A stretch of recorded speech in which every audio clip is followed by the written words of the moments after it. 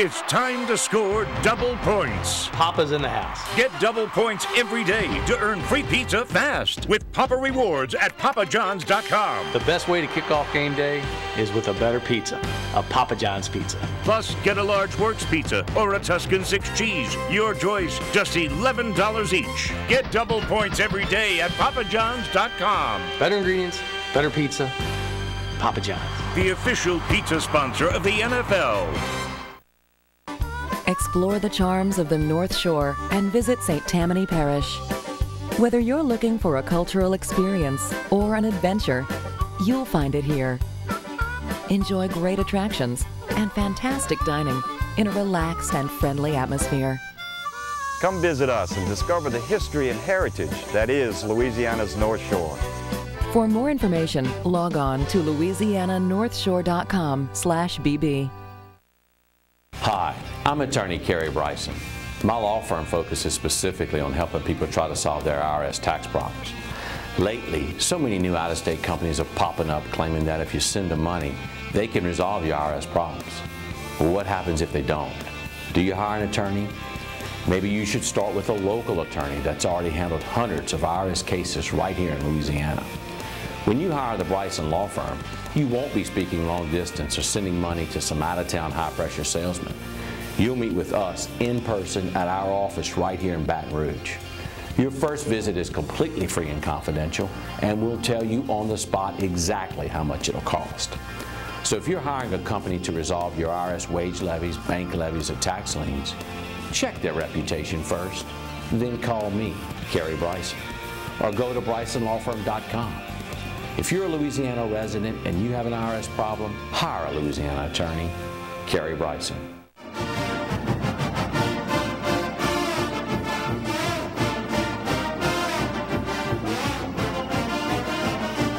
We continue with Tigers Roar here on Pelican Sports TV. I'm Tommy Chrysan, and right now, as we do just about every Wednesday night when he is available, we're joined by Brian Lazar of TigerBait.com. Brian, good evening. How you doing?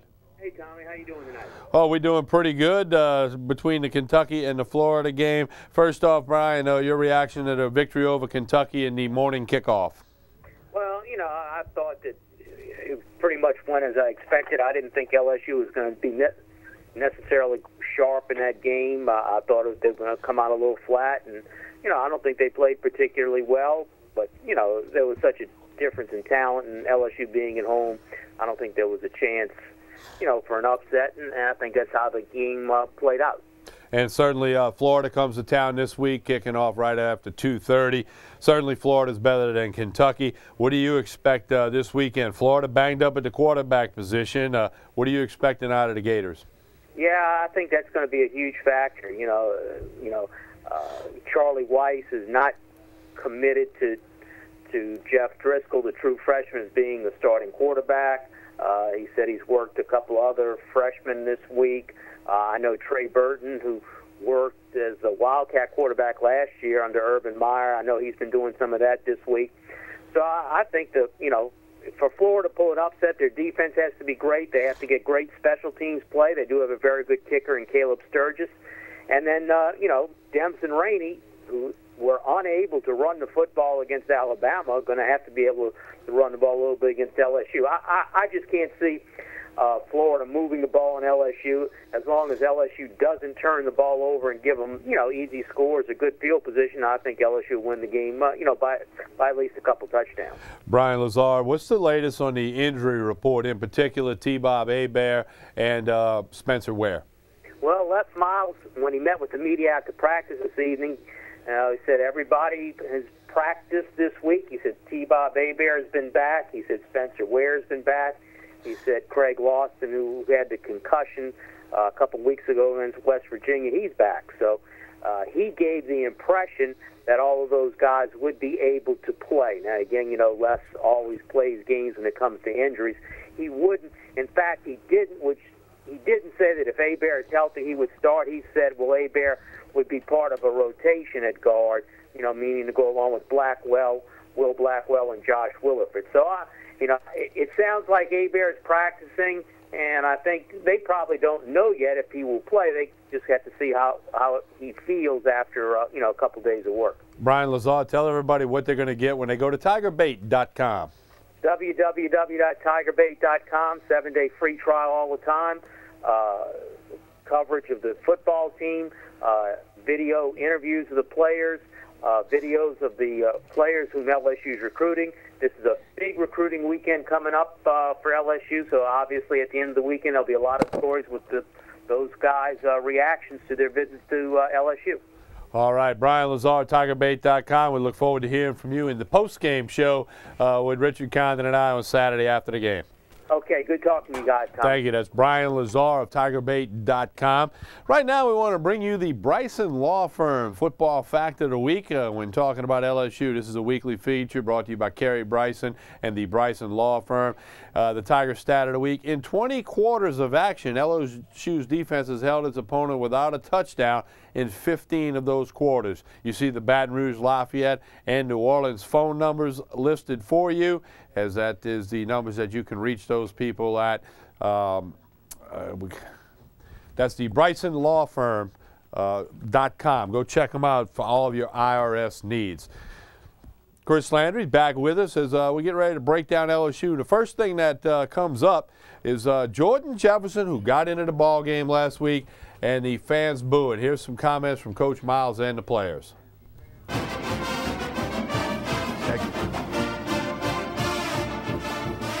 The amount of time that Jordan Jefferson plays was, we were going to get him in, and we wanted to get him some snaps and get him get some grass stain on his pants, but I don't think there was any set number there in any way. I hope being a football team just it's not just us playing, it's the fans.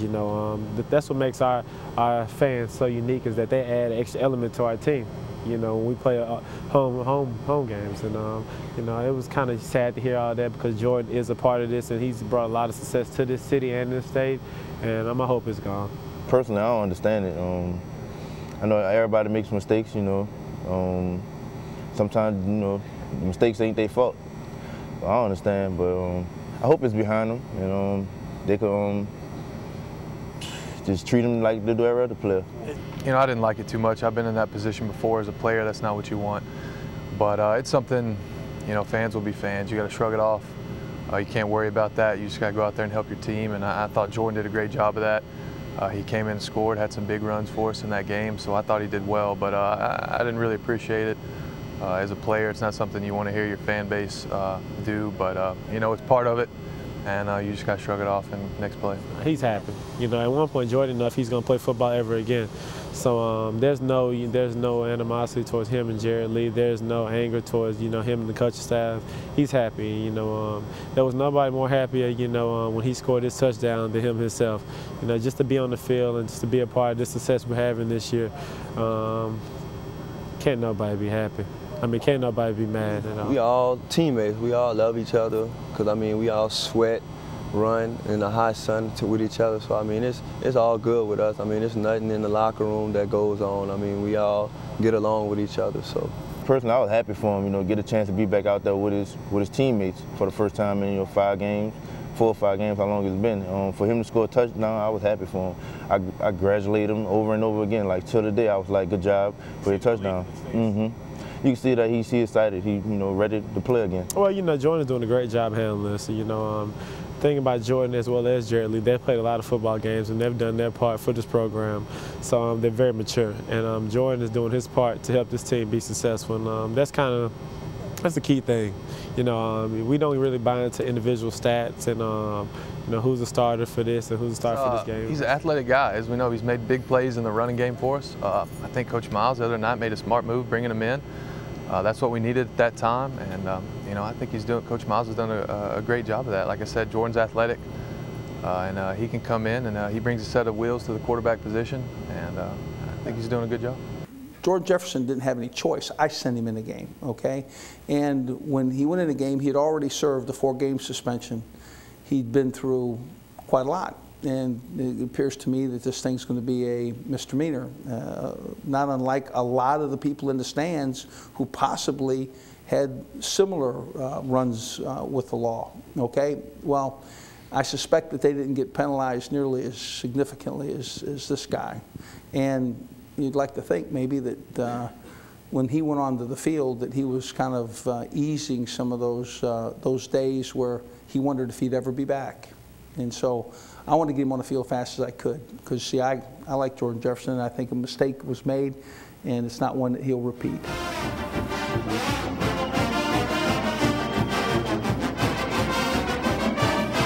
We take a look at the stats on Jordan Jefferson. As small as the numbers may be, he did go in with just over 7 minutes to go first quarter, and then got some action in the second half where he carried 4 times for 29 yards. He did have the 1-yard touchdown run in quarter number 1. So almost a little bit knocking the rust off, to use an old cliche. I, for one, was surprised he got in the game. I said it on radio. I didn't think he would get in the game.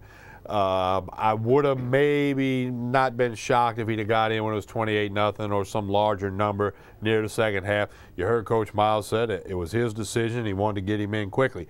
I, for one, was surprised. It is what it is. Yeah, we talked about it last week. I know you were. I kind of sensed from the coaches that they were going to play him. When, you don't know, because you don't know the flow of the game. If you're not starting, how do you really know, okay, it's going to be this series or that series? In that situation, the one thing, maybe a little bit surprised in that situation that early myself, but I knew that he was going to get in, or at least they were going to try to get him in because of what I felt that Les Miles wants to go with this. This Jordan Jefferson's his guy. I mean, he's backed this guy. I think he wanted to get him in and get everything that happened, get that all out of the way. He's in. He's a part of this team. He's not only officially a part, but here he is. He's in a game. And try to get past that moment, I think he wanted to do that as fast as he could. Now, when that was going to be, I didn't know. But I kind of thought he would play. I, like you, I kind of thought maybe in the second half when the game was a little bit more out of hand, maybe when he'd get even more reps. So, listen, I think that he did a good job when he was in there running the football. I think that clearly there's going to be a place, I think, for both of these quarterbacks at some point. I think that Jarrett Lee is going to be the starter. I think a couple of things that I would say, and again, I'm never the type to – fans can do what they want to do within reason.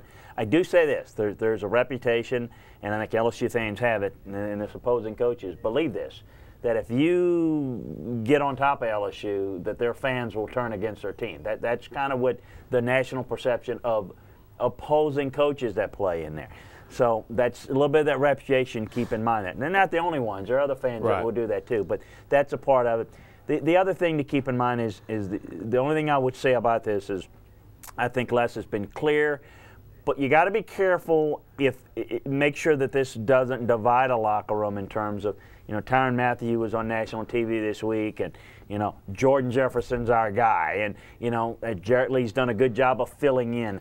I think you have to have one voice for the program, one voice for the team, and I don't necessarily sense that there's any divisiveness in the locker room, but it can be if you don't handle that correctly. So I think you got, listen, neither one of these quarterbacks are elite quarterbacks, okay? These are not two of the better quarterbacks in the conference or in the country, certainly. But this team is very good, and the likelihood is that you're going to need some of the skill sets of both of them. But I think it's going to be, Jarrett Lee and the passing game and what he can bring, and I think a little bit of packages here or there with Jordan Jefferson, and then we're going to let health and on-field production kind of dictate where this might go one way or the other. Here are some comments by Coach Miles and the players about the quarterback position. He's been saying it all week that Jarrett Lee's still the starter. We expect to see him start Saturday against Florida unless something changes between tonight, Wednesday night, and kickoff. Here are those comments right now.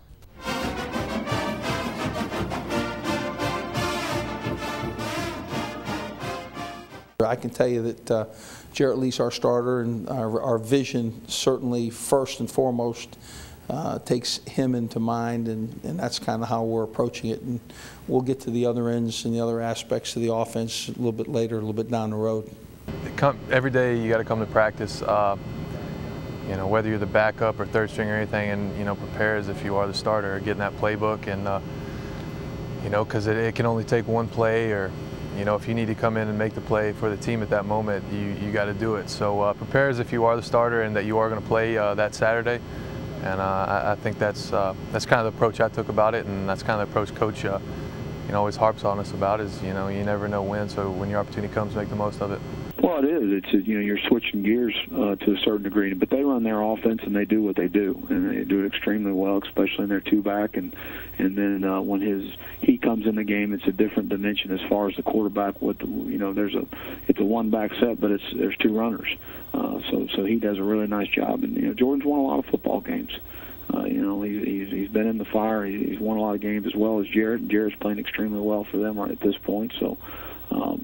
But there is a different preparation as far as when he is in the game with some different personnel groupings that they have and they get to. He brings an extra element. He brings an extra element to the game. You know, when you got a quarterback that can, you know, run, it's kind of hard defensively because you have to count for extra person. And anytime you can bring somebody like that into a game, it does nothing but benefit your team. And if you've seen, you know, when he was on the field, there was no negative yards. Everything was positive. And, you know, and they knew he was going to run the football, and they still couldn't stop it. So he does nothing but bring an extra element to the team, which makes us better at the end of the day. Whatever it takes to win.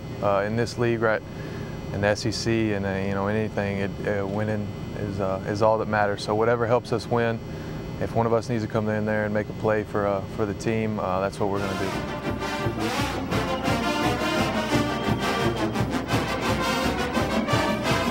Take a look at the statistics for Jarrett Lee. These are not glittering statistics too, although he did have some drops, and you always keep that in there. But I've always been one to believe, you know, for every drop you get a catch made on a ball that wasn't thrown, you know, with the most accuracy on it. It's just like in baseball, you know, you get the little cheap check swing bunt hit, and then sometimes a guy really rips one off you, and it's a line drive right to the shortstop. So the drops thing, I think it's overblown. But 8 for 21, you had 169 yards, albeit one play with 51 to Odell Beckham Jr. Season stats, important line near the bottom there is the touchdowns to interception ratio. That's a good number. The percentage, you might like it to be, well, no, I guess that's a little bit above 60% for the senior Jarrett Lee. And I think Jarrett Lee will start, but I think we'll see both guys against Florida. Well, just breaking down the tape, you know, there were 4 drops, 3 other catchable balls, 2 that were, in the accuracy percentage breakdown, were not where they needed to be, but were caught. So if you just wanted to just play with those numbers, 13 to 21 were good throws. So you know, it wasn't his best game. He didn't. He played better against Oregon, against Mississippi State, against West Virginia. So this wasn't his best game. You know, and not a real good defense at home. You wonder why that is. Just a little bit sloppy, and we'll just have to see going forward. And I think you know, you wonder. One thing that came to my mind, and it's something that I can't answer, but you know, the fact that, you know, you got Jordan back, and does that have an effect? Don't know that. I mean, but there's no question that it wasn't a real 18 first half passes, only 1 pass after a 21-0 lead. So they shut it down in that regard. And of course, Jordan Jefferson by design didn't throw any. So we'll have to see how it plays out. I think that they're going to need Jarrett Lee to be effective with the passing game going forward. Well, not necessarily, you know, this game or that game, but to go where I think LSU hopes to go at the end of the year, they're going to have to balance out their offense, because I think Alabama's got a little bit more balance offensively in developing that. And I think LSU was heading towards that, and they took a step back against Kentucky, a team in a defense that there's really no reason to take a step back on. Well, I think it's obvious now to everyone, and it has been for a while, that, you know, Les Miles' philosophy, if he's up by 17 points or more, he wants to get that clock moving.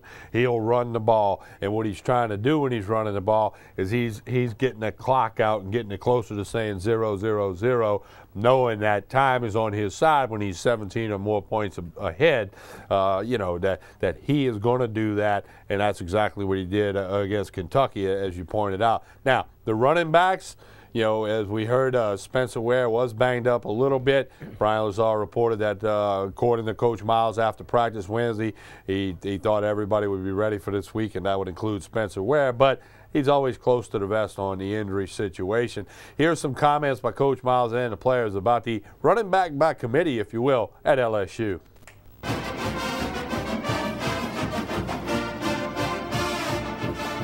Again, I think Blue had his best game thus far. I think he continues to, you know, become more efficient and more capable, more, you know, finish runs. Michael Ford had a miscue on a simple pitch, but other than that, I thought his carries were very strong.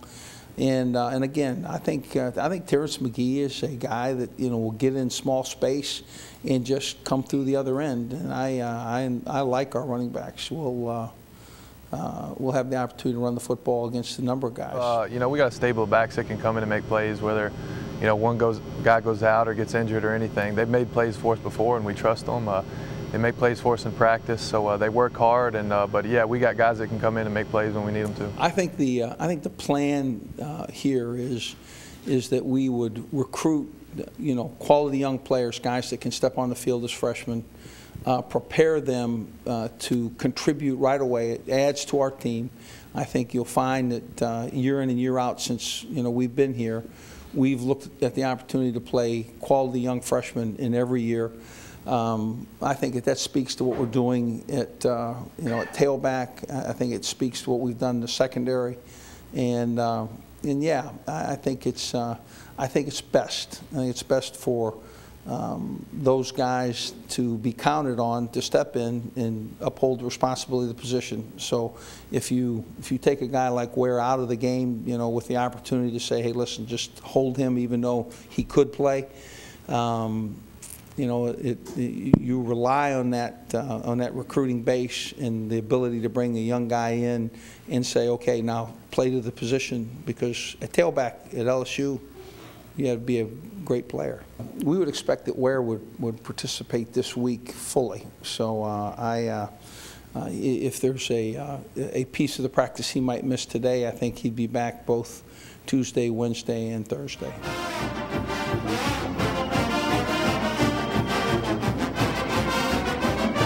Comments came on the Monday press luncheon. Let's take a look at some of Alfred Blue's statistics. His best game to date, as stated by Coach Miles, 16 carries for 72 yards. He did get one into the end zone one time and had a long gain of 14.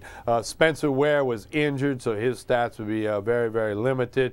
Only 4 carries for 6 yards. That's not going to get you too far. But on the season, over 300 yards, about 4 yards a carry on that. And then Terrence McGee, Ty McGee, the freshman sensation from Franklinton High School, defending state champs.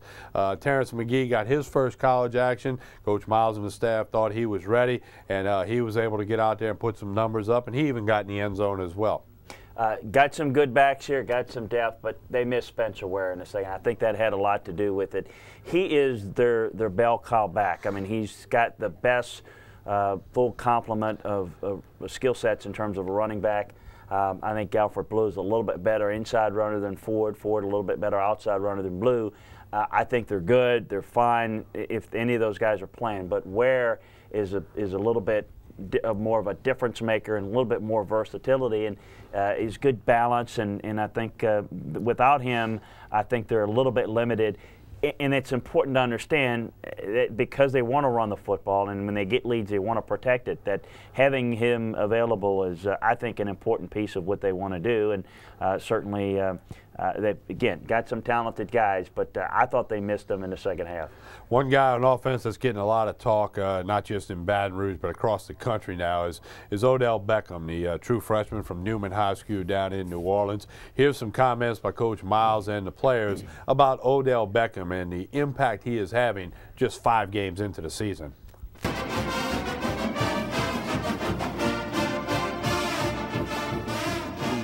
leading receiver is certainly speculative based on what the defense gives us, but when we can get it to him, he's going to put his hands on it. He's certainly going to give you great run after catch, and he's a tough guy. I mean, he's a guy that we ask to block and, you know, and block for the run, and he gives us the full spectrum of what we need at wide receiver. Yeah, he's huge. He's making plays that a freshman doesn't normally make. So we're excited to have him. You know, coming into camp, we weren't sure really what Odell, as a freshman, would bring to the table. But after a few games now, he's made some huge plays for us. So we're excited to have him. I knew once he came in, I ain't really hear too much about him before he came in, but once I seen him in action, once he came in for the summer, I was like, this kid gonna be something great. And I mean, he's showing the world he's gonna be something great. So I mean, I'm loving him too. I think he's a very valuable player. I said, you know, in summer that he was going to be good. And, you know, he showed it the first couple of games. I think, you know, the role that he's playing, he's doing a good job holding it.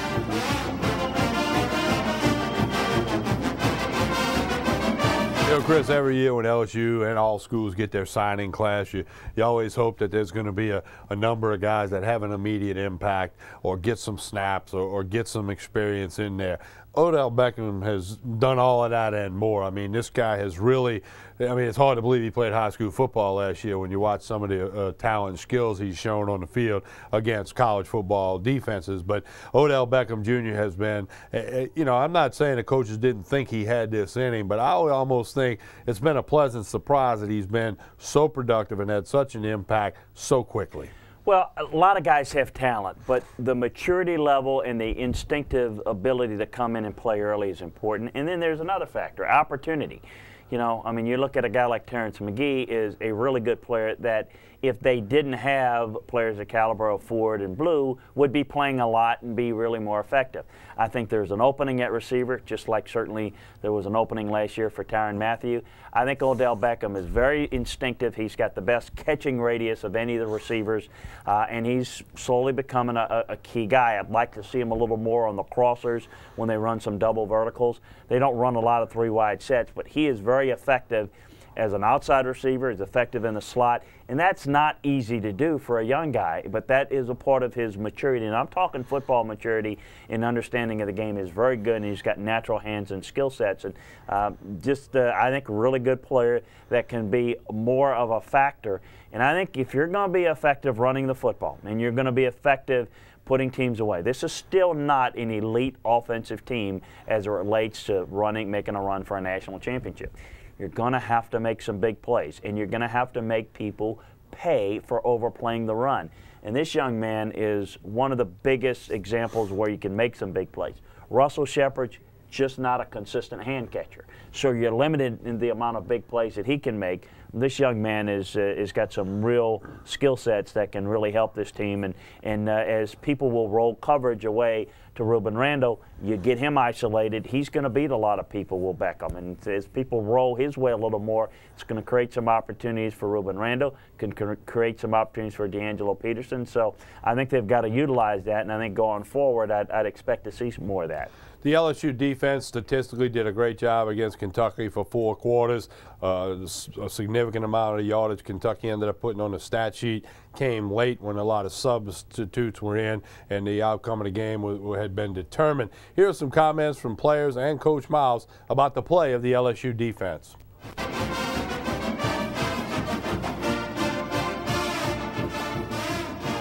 Our defense is ranked in the top 10 in 4 categories: scoring at 12.8, total yards 262, and rushing yards of 60 yards per game. Well, yeah, athletically. I mean, you look at the front seven of LSU, and the thing that strikes you is they have a lot of guys. I mean, they've recruited well. They got length up front. They're athletic. They got great speed. Do an outstanding job coaching those guys. And again, I've got tremendous respect for John and the job he's done wherever he's been. And then ability really speaks to playing inside, and then all 3 of those guys have kind of grown some from their defensive end days, and I think they give great push and strength and power inside. So, you know, I think it was an easy transition for those guys to go from end to DT to line up inside. Very athletic on the back end. I mean, you see the length and the size of the secondary, and be able to cover space. And you know, they both play with a lot of very physical game. You know, so very similar, but you know, the SEC, and these are two of the better defenses in the league. I mean, we go out every day and work on turnover, work on stripping the ball, work on intercepting the ball. we work on like turnovers every day, all day, pursuing to the ball. So I mean, I think it's going to be a big old task for us this week. So I mean, we just got to keep working at it, working at it, and working at it. You know, that's what the maturity of your team, you know, definitely comes into play. You know, you want to stay focused. You know, you want to treat every game as if it's, you know, Alabama game, as if it's a Florida game. You know, and you know, that's the mindset. You know, and I think our minds have been set, you know, on that goal, you know, thus far this season. So it's really about us just, you know, staying focused and just completing the mission. You know, we had planned for ourselves.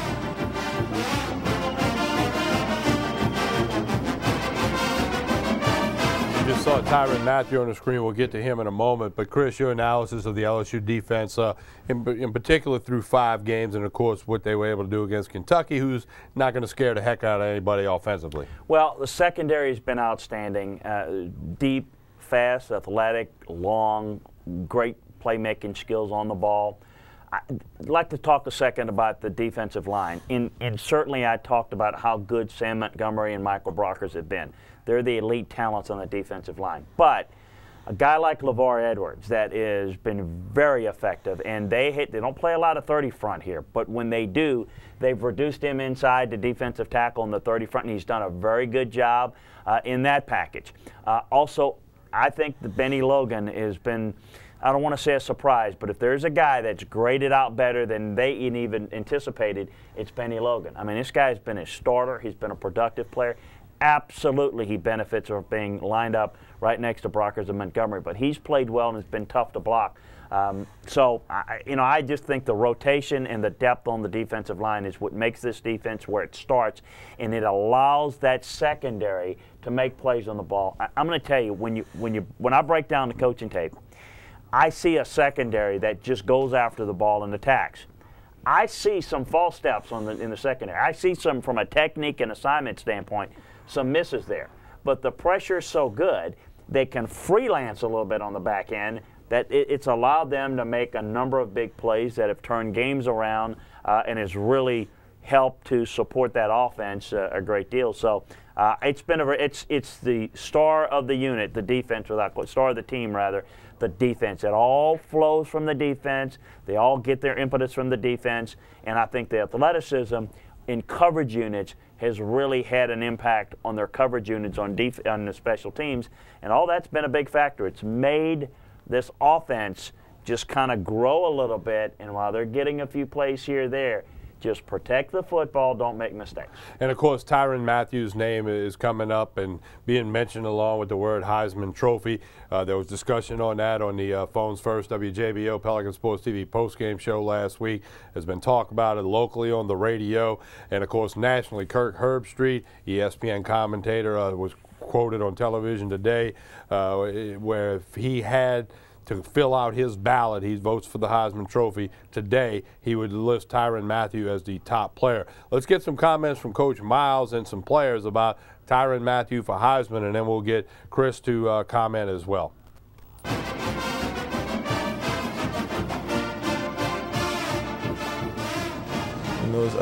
It's great to be mentioned, amongst those guys, to be mentioned as, one of the best, in college football, but like I said, I think times around here, calls for a national championship, and I just go out there week in and week out, just to try to help my team, pursue that goal in particular. He's a good player. I'm glad he's on our team. So he's made some big plays this year that I definitely know. I definitely see how he's in that race. Yeah, he's a special player. And I'm glad he's on our team. I mean, I'm loving that. He's one of the best players in the country. He's my teammate. I'm hoping he can win it this year. Or if not this year, at least next year. So. Heisman trophies are always awarded in the back end of seasons after the team has accomplished. And I don't know that there's many Heisman Trophy winners, if any, who were on teams that really didn't accomplish quite a lot. And so I've always looked at national awards, as a team. I think there's a number of our guys that have the ability to have national awards. I think Tyrann Mathieu certainly is as well.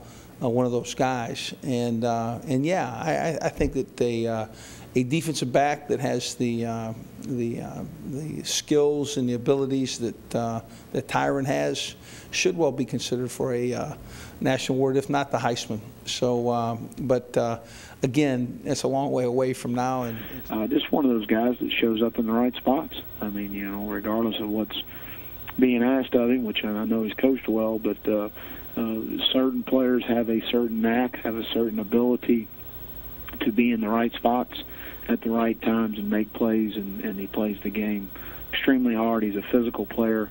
Got a lot of respect for the young man. But the LSU Tigers, you know, you just try to go out there, you know, you just try to work harder than, you know, everybody out there. You know, you just try to be that leader, you know, set yourself on a different platform, you know, and you know, that's why I took the number 7. You know, I just embrace it as a challenge, you know, just to set my expectations a little bit higher than I previously had set them. So it's really about me just embracing the challenge, you know, and just stepping up, you know, and being that guy that my team called me to be.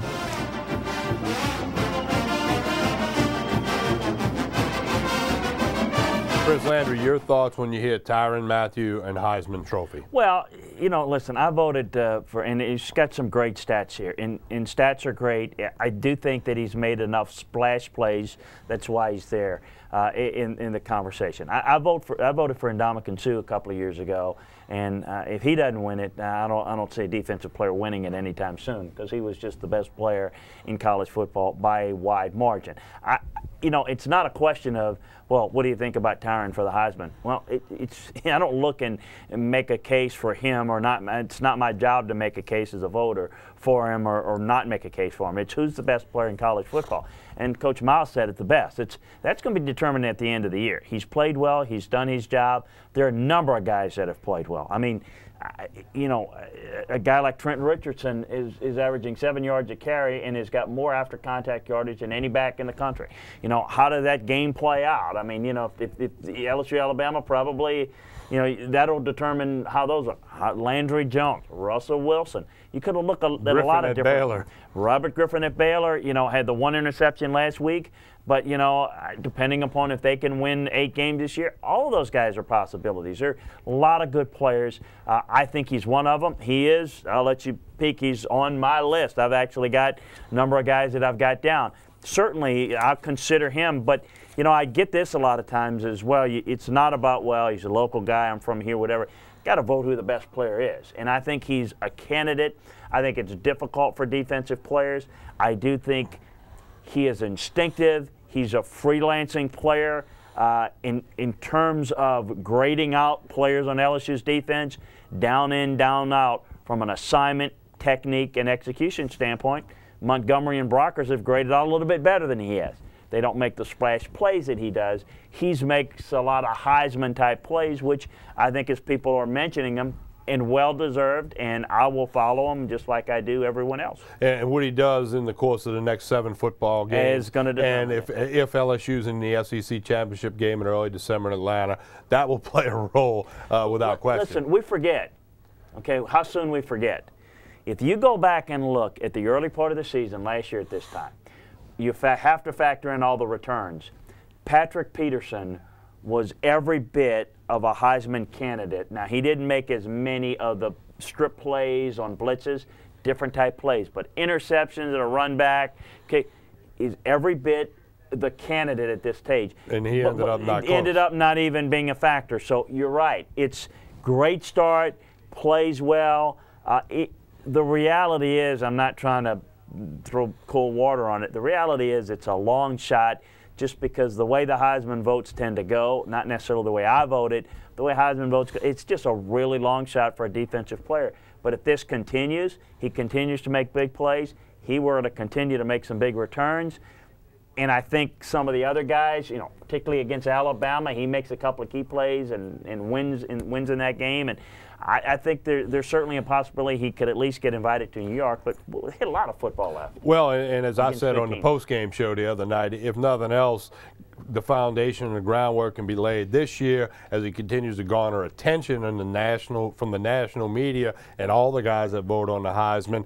And then if he comes back with, you know, big expectations and he continues to do what he's been doing next year, year, he's a more viable candidate. The one thing he does, again, not that this makes him, you know, just the better player from a technique standpoint and assignment standpoint, but he makes the splash plays. Charles Woodson won it, and Highlights. Charles Woodson, well, yes, a highlight player. Charles Woodson was an outstanding corner, and they didn't blitz him nearly as much in college as he's done in his NFL career. But Charles had the big returns, and those things contributed to Charles winning over Peyton Manning. Now, think about that, because I remember Peyton Manning was considered a lock by a lot of people, and Charles Woodson won. So we got some good candidates, and I think Tyrann Mathieu he's done everything he can do. Just continue to play well, and we'll see how it plays out. You don't want to go anywhere, because when we return, we're going to have Chris Landry's keys for an LSU victory against the Florida Gators Saturday afternoon in Tiger Stadium. Chris Landry, Tommy Krysan, you're watching Tigers Roar on Pelican Sports TV, Baton Rouge, Lafayette, and New Orleans.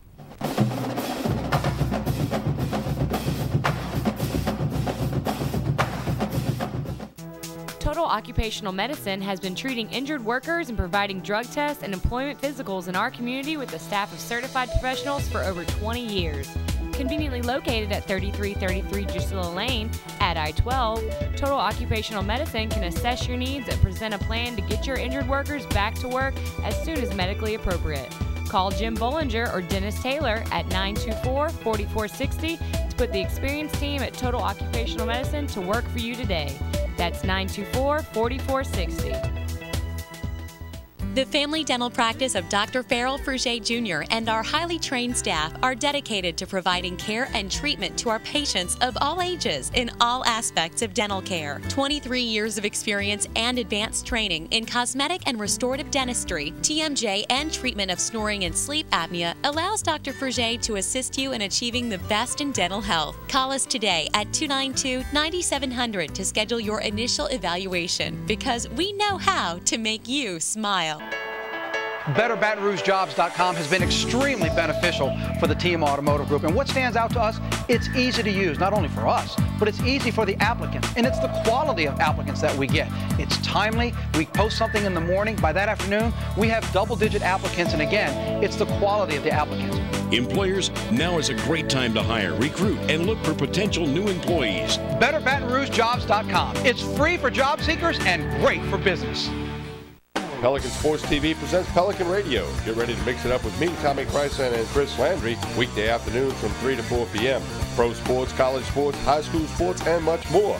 On the Score 1210 a.m. and on the internet at thescore1210.com. 40 years, 4 decades, nearly half a century. That's how long the citizens of Greater Baton Rouge have chosen Richards Honda. A simple, sincere, and honest process. Louisiana's oldest and most experienced Honda dealership for over 40 years, Richards Honda.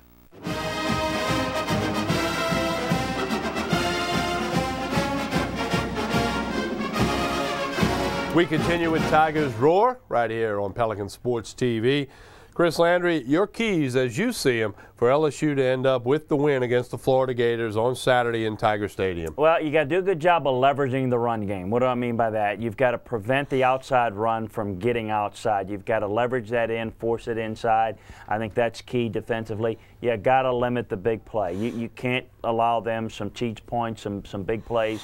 We saw Alabama give up one early and respond to it. You can't allow that. You've got to be able to keep them and make them work and go to distance with a young quarterback. Certainly going to see a lot of pressure there. Offensively, stay committed to the running game. I think you got to be able to run the football and force Florida to commit 8 in the box. Once you're able to do that, whether they start out doing it or whether you force them to deploy 8 guys in the box, that's when I think you can attack the young corners. That, I think, is pivotal there. You also, by doing that, are going to create some opportunities down the seam for the tight end and some shallow crossers to Odell Beckham, Russell Shepard, et al. So I think those are the real keys as I see it, offensively, defensively. Special teams, certainly you don't want to give up any explosive plays there. You want to protect the football. Something that LSU does very well. We always talk about if you're going to beat LSU, you want to win the field position battle, win the turnover battle. But LSU finds a way consistently to win that part of the game, which is a big reason why they're successful, even though they don't put great offensive efforts together. It's very workmanlike, and that's why they're able to win with that type of effort, because they protect the football and use their explosiveness to create turnover advantage for themselves. I think LSU will, provided they play well and execute, I think they win the game. You know, point spread, depending on where you look, about 14 points. I look for something like 30-10, 28-10, something like that. I think LSU has a chance to do that. You know, a lot of variables and layers involved there.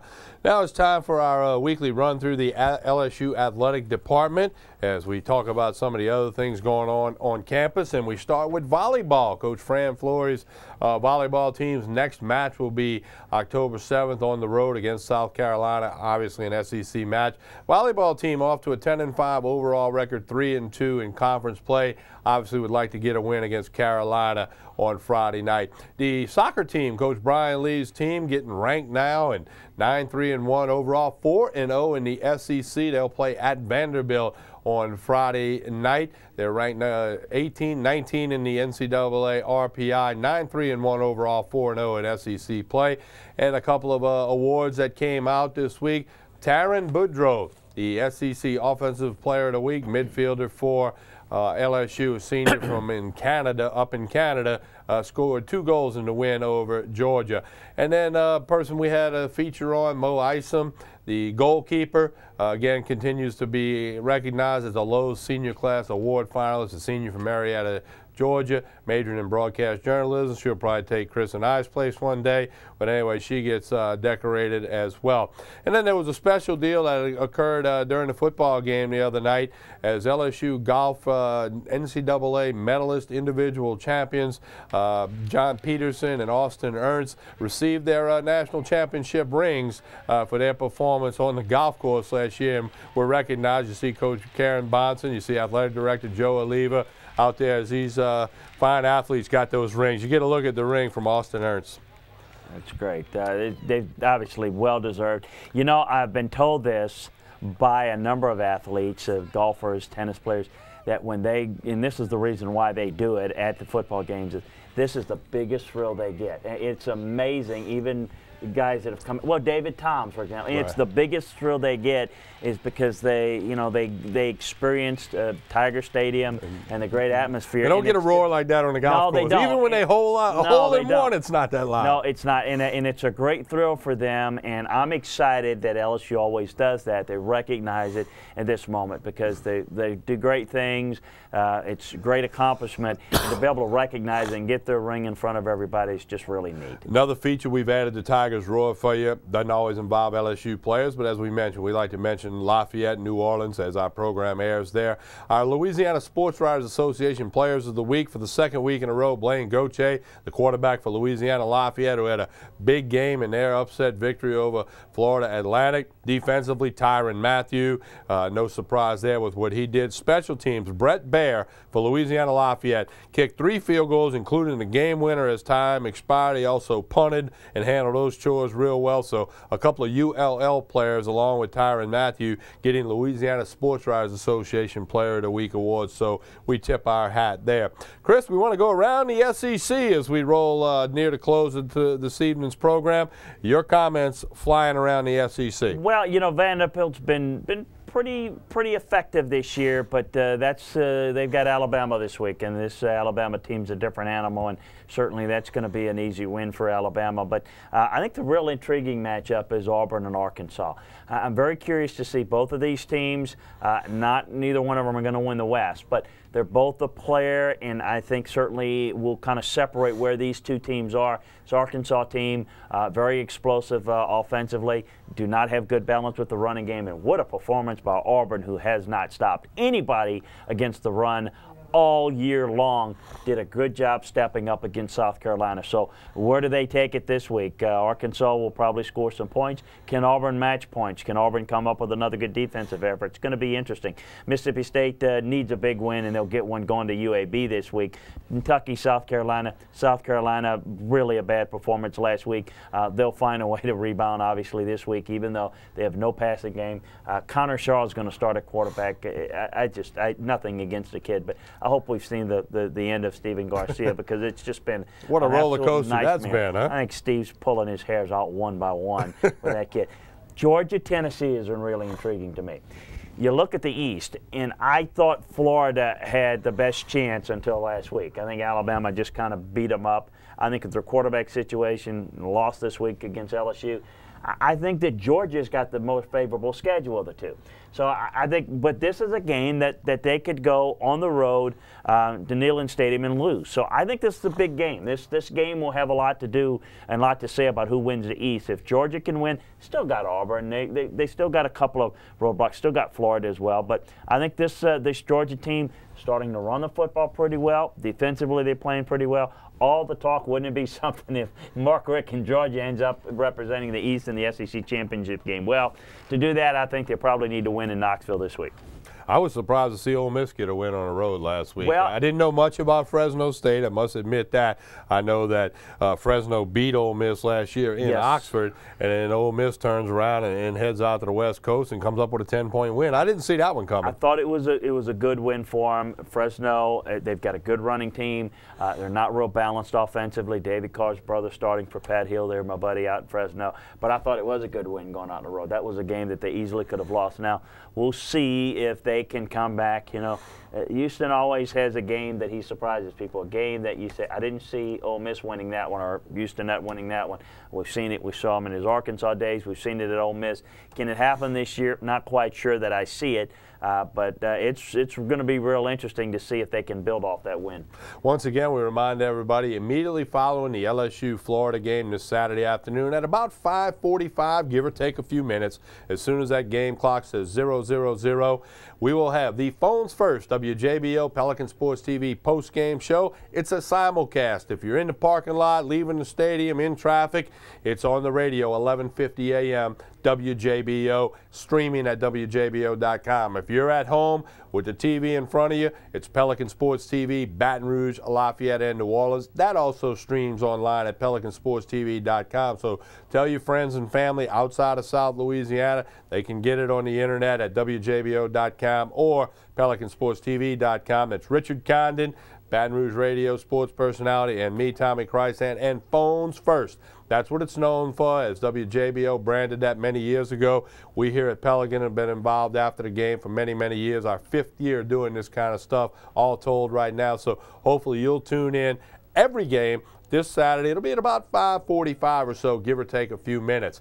We remind you, coming up tomorrow, as it does each and every Thursday afternoon, it's the Chris Landry Show, where it's football, football, football, college and pro, all year round. From 2 to 3 o'clock on the Score 1210 a.m., streaming online at thescore1210.com. Chris Landry, give everybody a hint of what you'll have for them on this week's edition of the Chris Landry Show. Well, we'll look more into the breakdown of the LSU-Florida game. We'll look at the Saints and their matchup against Carolina, go through some trends that I've seen around college football and the NFL, also the latest news and notes from around college football and the NFL, and also kind of break down some of the key matchups in the NFL and college football. So a lot to get to. Can't ever quite get all it done in an hour, but we're going to have a lot of fun, fast-paced. We'll think you enjoy it. Give it a listen. A little bit off the Tigers' roar beat, but the New Orleans Saints looking good so far. They're on top of their division in the NFC South, and in the middle of it, they'll play their second of a 3-game road trip before returning to the Louisiana Superdome. I got to say the Mercedes-Benz Superdome now, but the Saints, real quick, Saints have done well. No, they've done good job, but obviously the offense is kicking in high gear. Defensively, defensively, you know, when they can get a lead, they're a much better looking team. We'll see against good running teams how they'll handle there. But I thought they did a pretty good job the past couple of weeks. Missed some opportunities against Jacksonville last week, but it's a good-looking offense. Drew Brees is playing well and starting to get healthier. We'll see Olin Kreutz and Zach Strief may get back this week. Colston's back, so we'll see if they get injured. And New Orleans being to our east, Lafayette to the west, Raging Cajuns doing well as well. Oh, 4-game win streak. They're getting people in the seats at the Cajun Field. Coach Mark Hudspeth, 4 in a row with a nice win last week. Got Troy coming into Lafayette this week, and you know, the goal was to make a bowl game over there, and right now they're pointed in that direction. We'll see if ULL can keep it up. 4-0, 2-0, and 4-1 rather, 2-0 in the Sun Belt. Really good start. This Troy game is really big. I thought the Florida International win was big, but winning against Troy would be really a feather in their hat. Blaine Gautier's played well, so excited for them. Hope they can keep it up. Good luck. And, of course, you can find us on Facebook. Pelican Broadcasting is the Facebook page. Great way to keep up with all the activities of Pelican Sports TV and Pelican Sports Radio. Friend us at Facebook, Pelican Broadcasting, the Twitter account at Pelican Sports. We also have the YouTube page.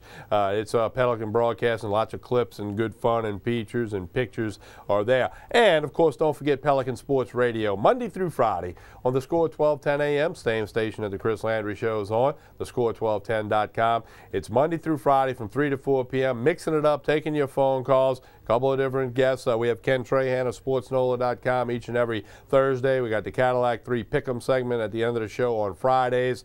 Pelican Sports Radio, 3 to 4 p.m. on the Score, 12:10 a.m. in Baton Rouge, and that streams at thescore1210.com. And podcasts are available of the Chris Landry Show as well as Pelican Sports Radio. Usually not ready to go until later that evening of that day's broadcast, but nonetheless, you can still get it. Anyway, Chris, we're into October. We sit here next week, and most teams halfway through their collegiate regular season schedule, and we'll have a review of LSU in Florida, and then get everybody ready for LSU's trip to Knoxville, also a 2:30 kickoff. Yeah, we're getting into the meat of the SEC schedule now, so it's going to be fun. Strap on your seatbelt. It's going to be fun around college football. It's conference schedules right into the heart of it. I want to thank Brian Lazar of TigerBait.com for joining us, and everybody for tuning in. Again, we're live on Wednesday nights. You got to replay Thursday, Friday, or Saturday. Chris Landry, NFL scout, Fox Sports football analyst. I'm Tommy Krysan of Pelican Sports TV. You've been watching Tigers Roar.